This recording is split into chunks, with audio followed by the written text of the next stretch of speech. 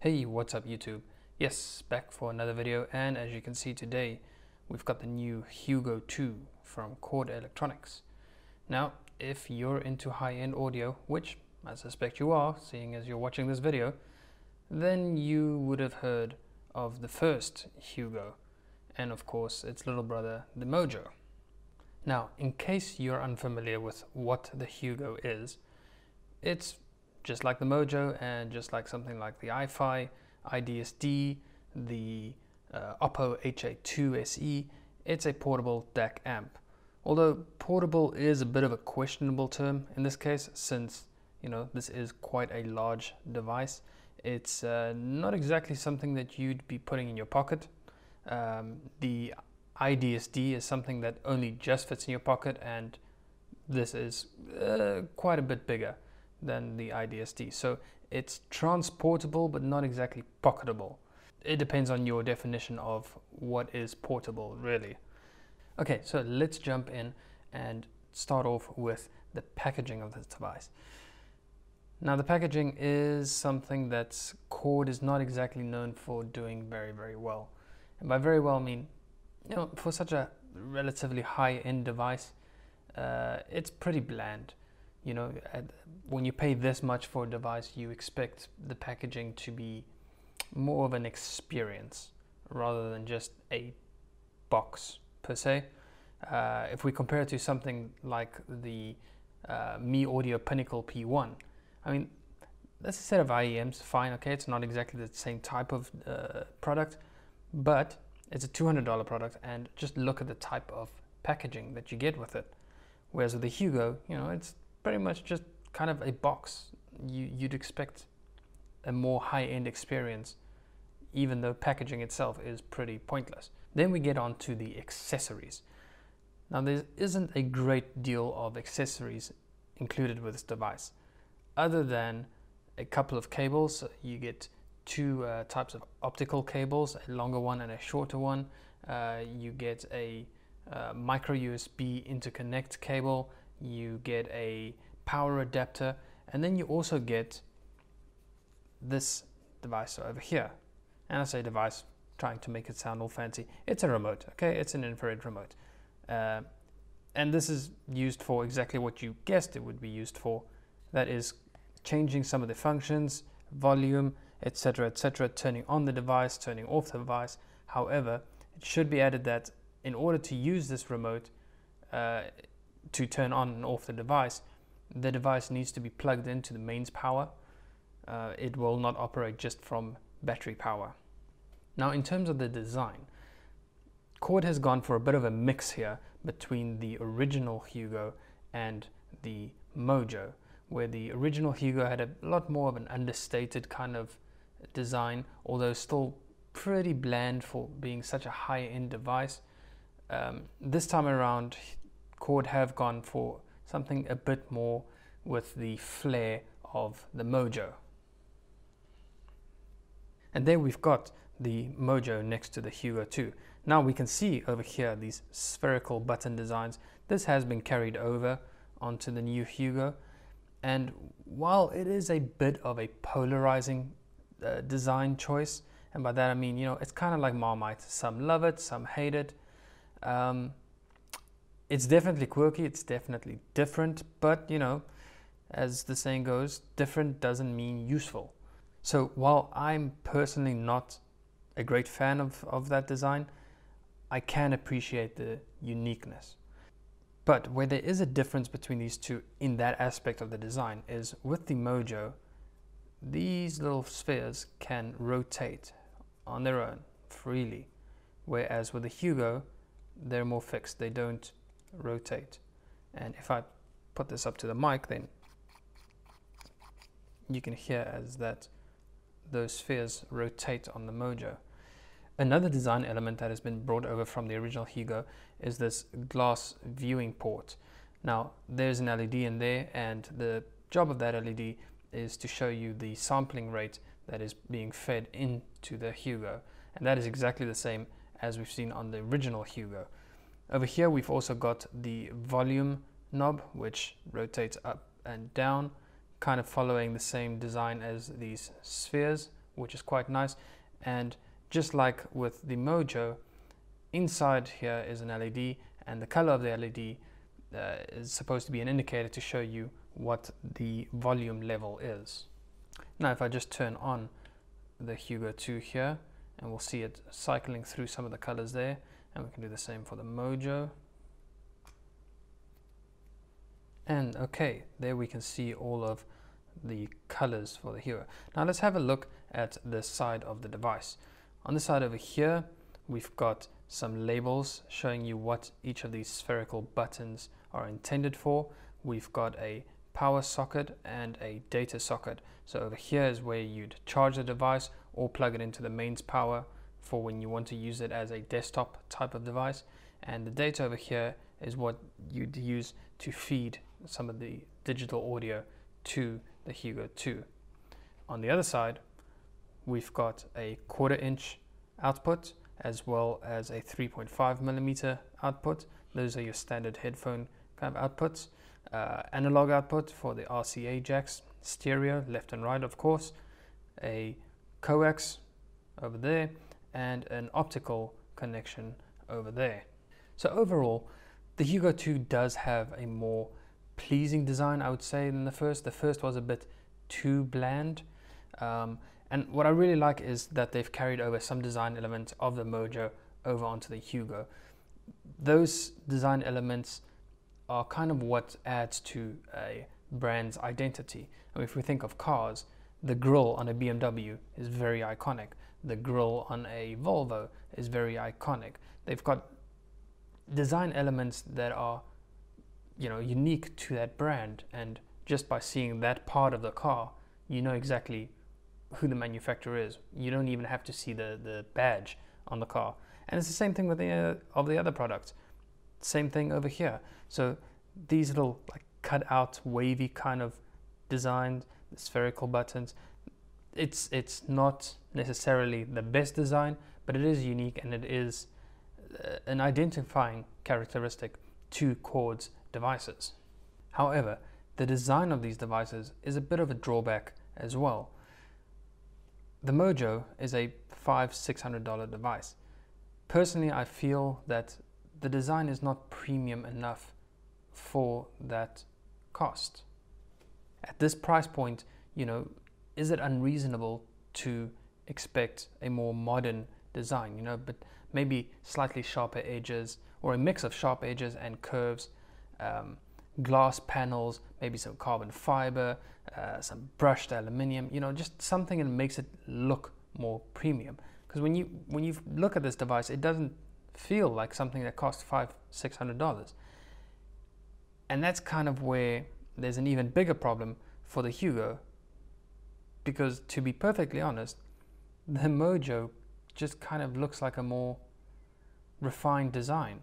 The Hugo 2 and the original Hugo to some extent as well, it's very boxy, and it doesn't feel like a refined luxury item. Because, you know, let's not forget, this device here costs anywhere, depending on your region, depending on where you buy it, costs anywhere between about $2,000 to $2,500.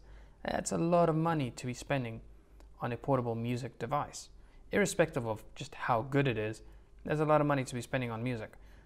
And this device it doesn't have the design that echoes that premium price tag. However, perhaps the biggest problem with the design of these devices is, and again to bring up the cost, you'd expect the quality control to be pretty much damn perfect. And unfortunately, it's not. And even worse is that the quality control seems to be worse on the Hugo 2 than it does on the Mojo. And by that I mean, as I mentioned, these little spheres are rotatable, right? So they are loose. Now, if you shake the Mojo, I don't know if you can hear that. You know, there's a rattle. However, with a Hugo, which, let's keep in mind, costs anywhere between 3 to 4 times as much as the Mojo, have a listen to this. That's worse, right? When you're paying that amount of money for a device, no, nothing should rattle. It really, Chord needs to implement tighter tolerances. That kind of thing is really not acceptable. Now, speaking of quality control issues, the Hugo does have some other little blemishes. And blemishes is really the right word. When we look at the IR port, we can see slight blemishes on the surface. However, when we flip over the device, we see even worse quality control. The IR cover does have a crack in it. And likewise, on one of the screws, we can see some tool marks that have been left from the assembly line.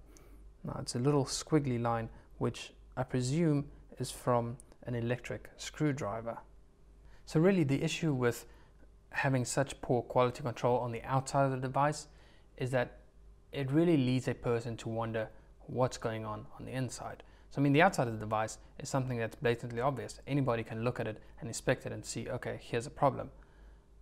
As a consumer, you cannot see what's going on the inside. So it does make you wonder and perhaps worry a little bit with what kind of quality control was implemented on the inside of this device. Again, and I really don't like bringing up the cost of the device over and over again, but $2,000 to $2,500 for this device, you really need to have excellent, damn near perfect quality control. So something that most of these types of devices, these portable DAC amps, most of them don't have what you could consider a user interface. However, with these Chord devices, these colors denote certain states and functions, and so you can consider that as being a user interface. So let's start off with the power button over here. A green LED denotes that the power is between 50 and 80%, whereas a deep blue color is meant to indicate that the battery power is between 80 to 100%. Then it'll change to an orange or an amber when it's between 20 and 50%, and switch over to red when it goes below 20% and up to 2%. And then in between 0 and 2%, it'll flash red.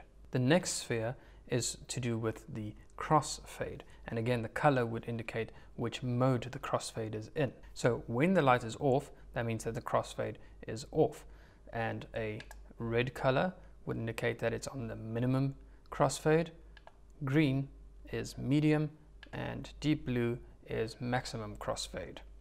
Then we have the input button over here. So white shows that it's on USB, then yellow is for coax 1, the red is for coax 2, green is for optical, and deep blue is for Bluetooth. And then we have the filter button. So white is for filter 1, green is for filter 2, orange for filter 3, and red for filter 4. And then lastly, we have the volume over here. As you can see, as I turn down the volume, it goes off, then it goes brighter from a red, and then cycles through the colors, eventually ending in white, which is the maximum volume level. So let's talk a little bit about the sound, because obviously that's probably the most important factor for most people. Now, if you do a quick Google search for something along the lines of best portable DAC, the Hugo is something that you'd find in one of the top results, along with the Mojo as well. And that's for a very good reason. Chord does not do sound poorly. They do sound very, very well. So much so that many people who have experienced the Hugo, the original, never mind the second, pretty much hold its sound quality as the gold standard for what a portable hi-fi device should sound like, and rightfully so. It is a very, very good sounding device. What I particularly like about the Hugo 2 is the fact that it's detailed but not artificial, which is very, very impressive. Because very often you'd hear something, especially when they've implemented something like the Sabre, I believe 9018 DAC chips, they tend to be analytical, but fatiguingly so, to the point that they can sometimes feel clinically artificial, right? The Hugo 2 is detailed, but not artificial, and it's got a very slight warmth to it, a warmth that makes you feel all fuzzy inside, but without sounding like it's intentionally colored. The other thing that really gets you is the realism that the Hugo 2 can portray. It's got a very, very natural character, and you just kind of just drift away into the music. Now, of course, one comparison that has to be made in terms of sound is the Hugo 2 against the baby brother, the Mojo. Now, as previously mentioned, the Hugo 2 does cost around 3 to 4 times the price of the Mojo, so it's not unreasonable to expect that the Hugo would perform better than the Mojo. However, when you've been in this game for a while, and by this game I mean anything to do with luxury, never ever focus on the price, because the price is not indicative of quality or performance. It should be that way, but in reality it's not. So for the comparison of these two, as I've mentioned in one of my previous videos, when comparing two devices or in any sort of science experiment, it's always important to eliminate as many variables as possible, because those variables are the things that are going to lead to changes between two systems. And when you're trying to compare two systems, it makes sense to try and have as few variables as possible. So in the case of comparing something like the Mojo to the Hugo 2, it's very important to volume match the two. And this is where we run into a little bit of a problem, because both devices have a digital volume control. So unfortunately, what this means is, although both of them increase or decrease their volumes by the same step level, in this case exactly, or what appears to be exactly 1 dB, they don't start off at exactly the same level. So what this means is that the closest I could get these two to be matched is within 0.3 dB, and that's with the Mojo being 0.3 dB, a bit louder than the Hugo 2. So exactly how much of a difference does 0.3 dB make? I'm not entirely certain, to be honest with you. It could be just enough to really sway a person's opinion of a device's sound character one way or another. So that is something that needs to be kept in mind for the purpose of this comparison. Oddly enough, even though the Mojo was set at a little bit of a louder level, the Hugo 2 still came across as being the more transparent device, right? And transparency is a good thing. So usually you'd expect the slightly louder device to sound slightly better, but that wasn't the case here.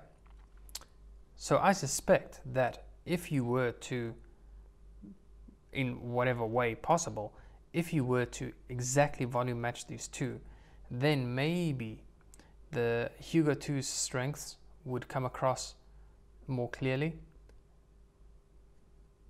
Very, very interesting. So in comparison, the Mojo has a slightly warmer and thicker signature compared to that of the Hugo 2, while the Hugo 2 still does have a slightly warm sonic character. It is closer to being a neutral sound, and it's a very enjoyable sound. It's a very, as some would describe it, a musical sound, but it's a very relaxed, easygoing sound, but still being very detailed, which is something that you don't find all too often, having all of the details but still having a warmer and more intimate sonic character. So overall, the Hugo 2 just sounds like the more linear and refined device.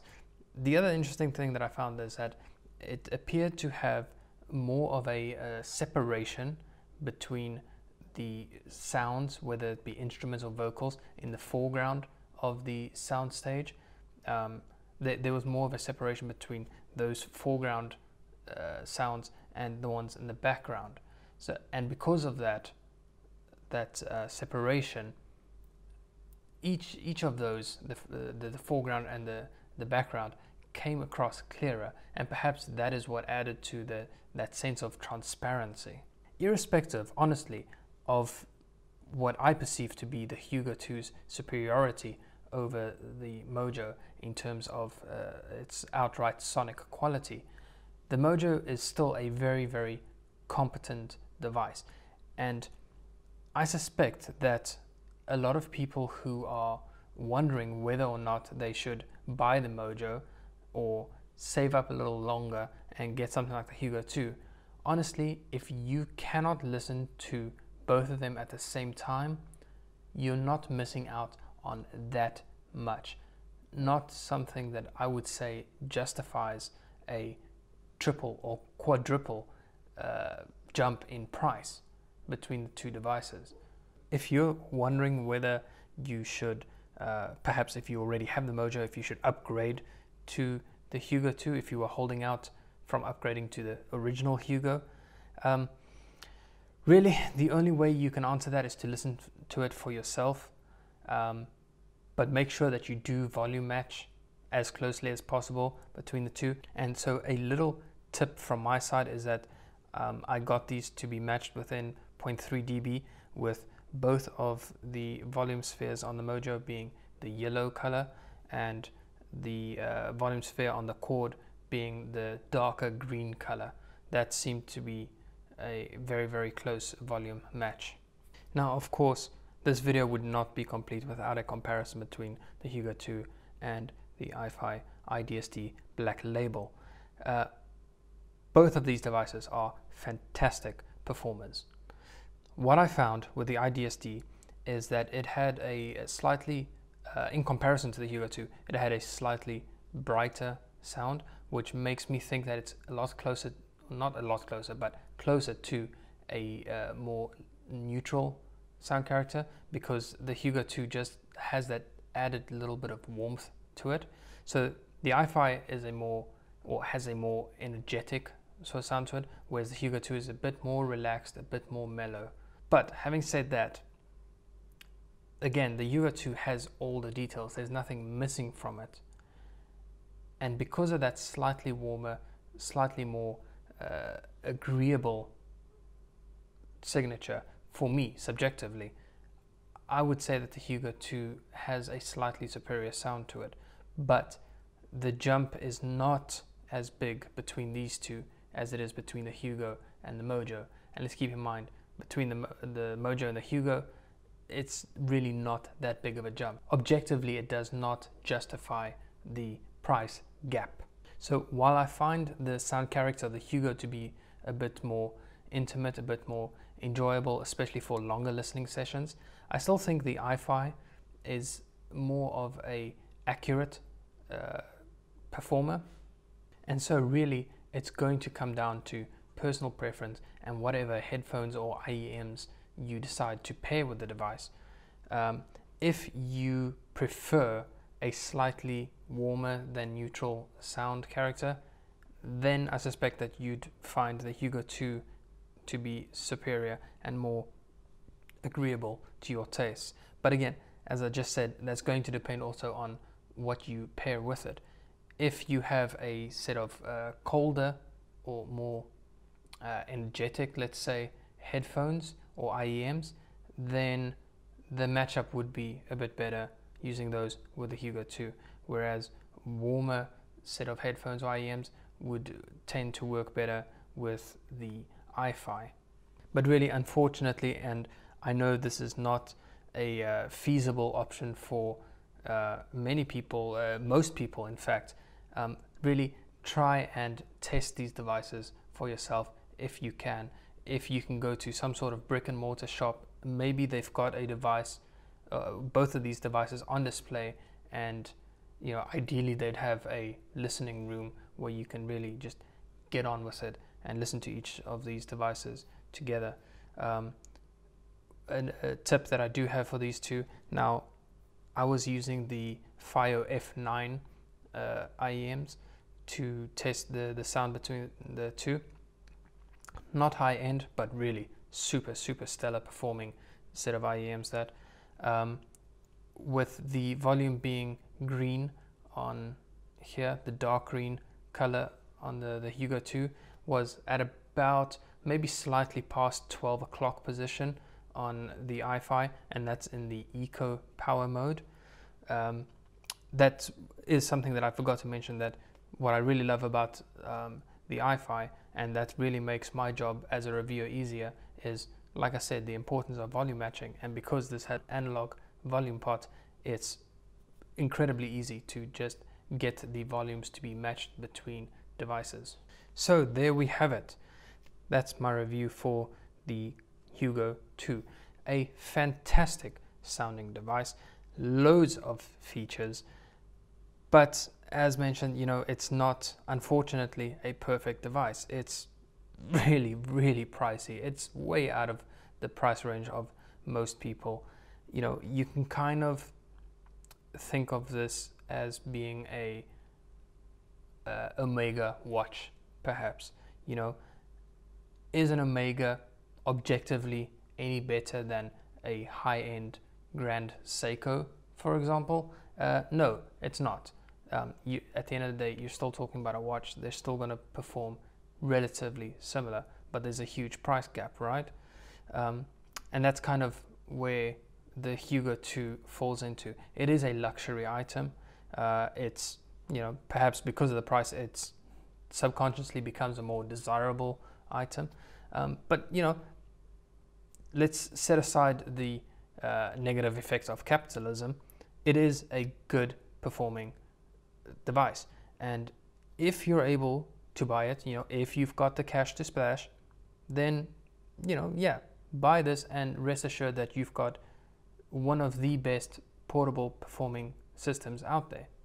And I honestly don't know if, in terms of portability, if it can get any, if much better than what the Hugo 2 has to offer. But having said that, you know, it's got the competition from its little baby brother, the Mojo, which really honestly does get incredibly close to the outright quality of the Hugo 2. And, you know, getting even closer to that is the iFi Black Label, and that's round about the same price as the Mojo. So if you've got the cash to splash and you really want the best out there, you know, fine, yeah, the Hugo 2 is going to make sense for you.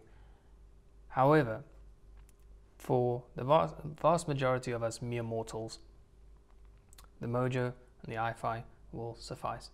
The Mojo is a warmer sounding device, whereas the iFi is a bit more energetic and I would say more accurate sounding device.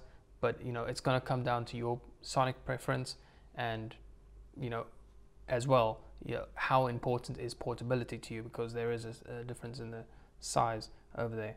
But in terms of the Hugo 2 itself, yeah, you know, it's, like I said, it's a lot of money to be spending, and that is something that you're going to have to think about and decide for yourself whether or not it's worth it for you to splash out so much extra cash over something like the Mojo or the iFi. Personally, I don't know if sound can get any better than what it is at the moment. You know, it's that good. We're living in such a fantastic age of digital audio. The jump in outright quality between the Hugo 2 and the Mojo or the iFi is not a lot. You know, if we had to quantify it, good grief, I don't even know if it would be 5%. I honestly don't know. So, you know, does that justify a triple or quadruple jump in price? Personally, I don't think so. You know, from one average Joe to another, I don't think it does justify it. But as I said, you know, if you're the type of person who wants the best and you've got the cash for it, yeah, the Hugo 2 is a very recommended device. I just honestly hope and pray for Chord's sake that they take a little extra care into their quality control of the devices, especially when they're going to be putting these types of price tags on their devices. So that's the end of the review. Thank you so much for watching. If you've liked this video, please hit that like button. If you've got any questions, don't be afraid to leave a comment, and I'll catch you in the next one. Cheers, YouTube.